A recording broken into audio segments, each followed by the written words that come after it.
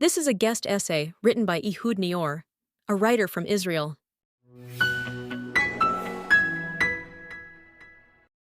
When people use the term the Holy Land, what do they mean?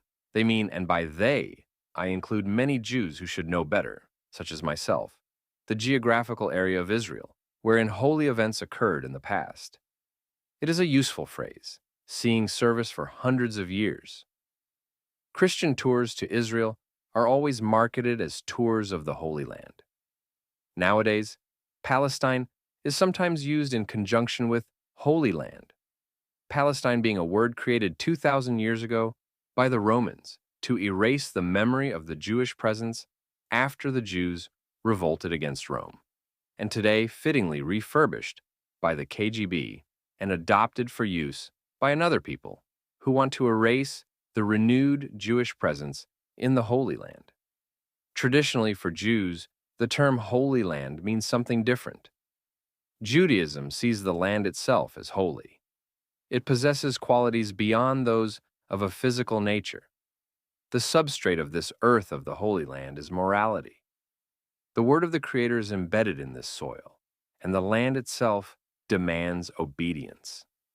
This is expressed in many ways in the Bible. For one, the Holy Land will not suffer the presence of an immoral people. This is made plain to the people of Israel from the start. Though the land was promised by the Creator to Abraham, Abraham's descendants were not allowed to conquer the land until the inequity of the previous inhabitants reached a full measure. There had to be a certain level of moral debasement before even the Creator's promise could be upheld. A remarkable thought in and of itself. The same rules apply to the people of Israel. The catchphrase for immoral behavior of the nations and of Israel is idol worship. High places, unauthorized altars, holy trees, all of these and more are prohibited because of the attendant human misbehavior. Sexual promiscuity and deviancy, along with child sacrifice, were the ancient norm, and it proved difficult for the Jews to completely disassociate themselves from such activities over the years. In a great simplification of the story, this moral failure of the Jews led to two lasting exiles. The first was of the 10 tribes of the Kingdom of Israel, banished by the Assyrians to lost lands east of the Sambation River of Jewish lore, to be assimilated beyond recognition. Jewish prophecy has it that, in the final ingathering of the exiles, these tribes will miraculously reappear and return to the Holy Land. Over the years, some ethnic groups have made claim to being descendants of one of the tribes. Of late, the group Sons of Manasseh, one of the 10 tribes, from the region once known as Burma, have put forth their claim, convincingly enough so that thousands of them have been officially converted and have returned as fully recognized Jews with full Israeli government support. The second disastrous exile was of the Jews of the Kingdom of Judea, the tribes of Judea and Benjamin.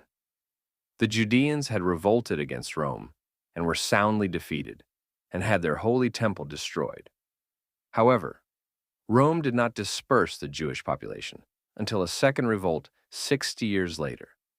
This time, Rome had no mercy, and after executing over 1 million Jews, by most counts, forced most of the remaining Jews to flee. These Jews took their identity with them, and thus was created the beginning of the Jewish diaspora. The great return of these Jews to the Holy Land began in the late 19th century and continues to this day. In the small farming community of 45 families in which my wife and I raised our 4 children, Jews of the following national backgrounds were to be found: Iraqi, American, Canadian, Tunisian, Yemenite, Moroccan, Persian, Dutch, Cochin, Indian, French, Polish, German, Burmese, Sons of Manasseh. This is what is meant by the term ingathering of the exiles. For the 2,000 years until the Jews began to return, the Holy Land was a wasteland. It held some strategic and religious importance as a crossroads of the Fertile Crescent and as a crossroads for the 3 monotheistic religions. But it was never settled overall. Rather, different towns rose and fell in importance, such as Acre, Jaffa, Tiberias, and always on the hill, Jerusalem. In Mark Twain's immortal words, quote, "Of all the lands there are for dismal scenery, I think Palestine must be the prince." Renowned Jerusalem itself, the stateliest name in history, has lost all its ancient grandeur and has become a pauper village. The riches of Solomon are no longer there to compel the admiration of visiting Oriental queens. The wonderful temple, which was the pride and the glory of Israel, is gone. Palestine is desolate and unlovely. And why should it be otherwise? Palestine is no more of this workday world. It is sacred to poetry and tradition. It is dreamland. Who are you going to believe? Mark Twain or Yasser Arafat and his KGB handlers? Shortly after this observation by Twain, the ingathering of the exiles began. At first, a trickle of small groups of observant Jews from Yemen, Poland, and surroundings, until it grew into a flood of, surprise, non-traditional Jews belonging to the Zionist movement, meaning nationalistic and socialist. Why would a land infused with God's morality be welcoming to such Jews as these? Such godless types should be prime candidates to be spewed out by the Holy Land or vomited out. Lest that seem too vulgar, that is the exact terminology of the Bible, when a nation is to be expelled by the land. The Holy Land vomits the nation or people out. So the Jews, in two distinct stages, were vomited out of the Holy Land. And after 2,000 years of exile, and only when led by Jews furthest from the Jewish tradition, and only after cataclysmic destruction in the diaspora, did the masses of Jews return to Israel in number sufficient to allow a modern state to be born, and to flourish in ways that even the most irreligious describe as miraculous. The answer, if I may proffer one, while skipping along the swift brook known as the oral law of the Jewish tradition, is surprising. These new Jews, nationalistic in the way that characterized vast swaths of the European intelligentsia of the time, focused their efforts on the far Levant, the Zion of yore, the home of their forefathers, with a new dream, that of reclaiming the long barren soil through blood, sweat, and tears. Yes, on the face of it, this was a godless religion, seeming to border on the worship of the old agricultural gods of Canaan. Idol worship, but only just on the face of it. Because aside from lockstep political commitment to socialism and communism, there was no theology behind their plowing out dunam after dunam, finding what crop grows best where, solving irrigation problems, and in short, spilling every bit of themselves into the great Zionist reclamation project. In terms of religious belief, there was nothing but a void beyond the furrows of the fields, except that there's never a void in human interaction with the world, never a void in life. Life, the good, abhors the void. These early Zionists saw in the clods of soil, in the drained malarial swamps, in that last stubborn boulder that refused to budge, an image of themselves, a vision of a new Jew. According to ancient Jewish commentary, that was enough. Living in the land of Israel is equal to observing all of the commandments of the Torah. For 3 generations, this was the ethos that drove the Zionist project. It worked, as it has never worked anywhere in the world at any time. You wouldn't think of mentioning the word miraculous in front of these Jews, but at the same time, you couldn't avoid thinking it. However, the fervor with which they nourished this ethos of the new Jew bordered on Jewish evangelism without a God. An enthusiasm of this sort, even when it is successful beyond dreams, does not transfer easily to generations that did not know the hunger, malaria, marauding Bedouins, or back-breaking work from dawn to dusk that preceded the success.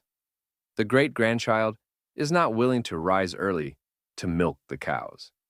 With all that, there's not an honest Jewish soul living in the land of Israel who does not pause at the mention of the achievements of these pioneers and silently salute them, knowing that without their drive and self-sacrifice, the nation of the Jews that has become the only true democracy in the Middle East a capitalist high-tech powerhouse with a taste of socialism in its healthcare system, would not have come into being. It is as simple as that, and everyone knows it, whether they believe in the God of Israel or not. A touching example of this connection with the actual soil of the land, soil that a farmer might hold in his or her hand, was the occasion of the burial of Menahem Usishkin, co-founder of the Israel Teachers Union.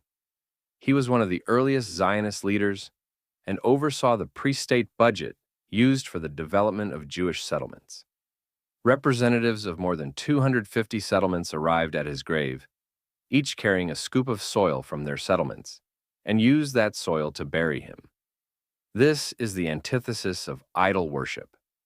It is a simple human gesture of thanks for a job well done, given in the exchange of the currency of tilled earth. Being an immoral nation will get you vomited out of the Holy Land. But there are other characteristics of the land that, if not tended to properly, will activate the ejection sequence. As is said in Leviticus 26:31, quote, "Speak to the children of Israel, and say to them, when you come to the land which I give you, then shall the land keep a Sabbath to the Lord. 6 years thou shalt sow thy field, and 6 years thou shalt prune thy vineyard, and gather in its fruit. But in the 7th year shall be a Sabbath of solemn rest for the land, a Sabbath for the Lord. Thou shalt neither sow thy field, nor prune thy vineyard. That which grows of its own accord of thy harvest thou shalt not reap, nor gather the grapes of thy undressed vine, for it shall be a year of rest for the land." End quote. As revolutionary as the Sabbath seventh day of rest was in a world imbued with human slavery, this, the idea that there is also a limit to what one may urge forth from working the earth, is no less revolutionary. How is it possible to survive without working the land? And as said in Leviticus 25:20, quote, "And if you shall say, what shall we eat in the 7th year? Behold, we shall not sow, nor gather in our increase.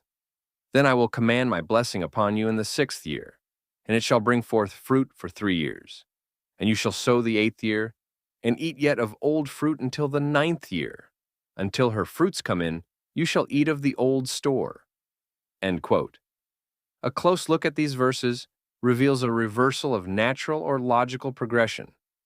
The reward for keeping the commandment of the sabbatical year is received during the previous year, the 6th, which will be so productive as to supply enough food to carry the people over until the new crops after the sabbatical year come in. This intertwining of the agricultural activity of a people with an inherent blessedness of the land is what connects the ancient Jews to the secular Zionists who drove the establishment of modern Israel. No, they were not looking to reestablish the sabbatical year, but they were looking to reclaim a barren land as a home for the Jews and to make it flourish. Interestingly, Jewish tradition holds that keeping the sabbatical year is itself equal to observing all the commandments of the Torah. The contribution of the secular Jewish pioneers was the first essential step in reclaiming the soil and in reclaiming the holiness of the soil. That fistful of soil, testing, tasting, weighing its potential. It is for observant Jews to continue the process of redeeming the Holy Land, and for them, reinstating the sabbatical year is of utmost importance, not least considering the punishment for non-observance, as is said in Leviticus 26:31, quote, "And I will make your cities waste, and bring your sanctuaries to desolation. And I will not smell the savor of your sweet odors. And I will bring the land into desolation. And your enemies who dwell in it shall be astonished at it. And I will scatter you among the heathen, and will draw out a sword after you. And your land shall be desolate, and your cities waste.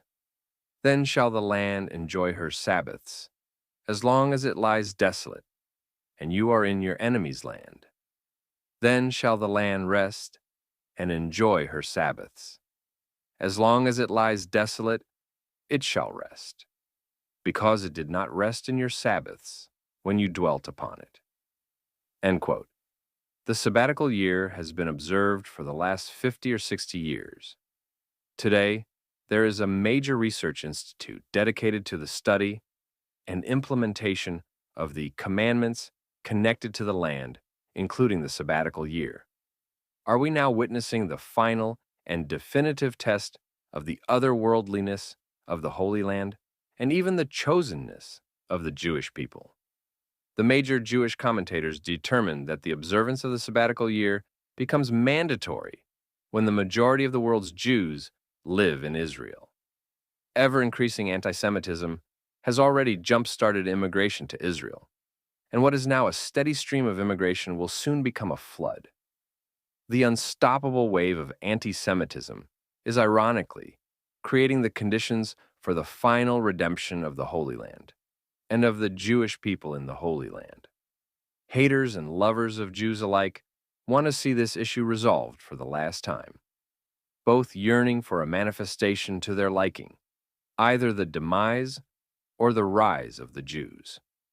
As is said in Psalms 102:14, quote, "Thou wilt arise and have mercy upon Zion, for it is time to favor her, for the set time is come."